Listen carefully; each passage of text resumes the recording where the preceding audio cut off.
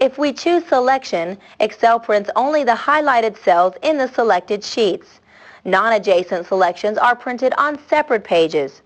The Active Sheets option prints the area of each of the currently selected sheets, with each print area starting on a different page.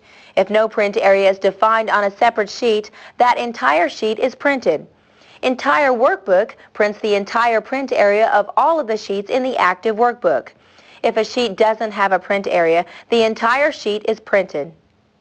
Click the Print button on the standard toolbar.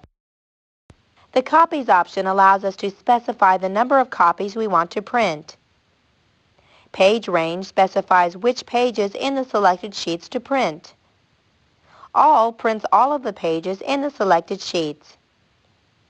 Pages prints the range of pages specified in the From and To boxes.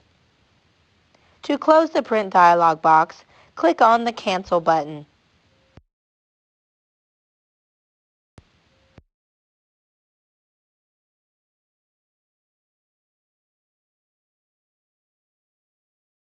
Print Preview displays each page as it will look when it is printed.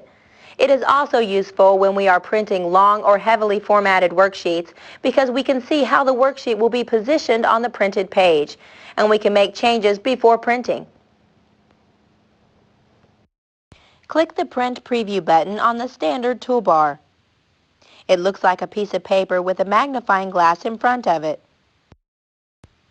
The status bar at the bottom of the screen shows the current page number and the total number of pages in the selected sheet. The mouse looks like a magnifying glass.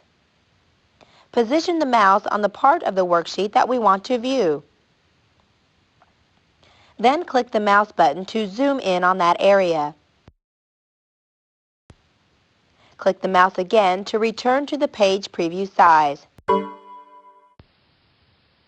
Click the Margins button to adjust the margins. Change the margins by dragging the handles.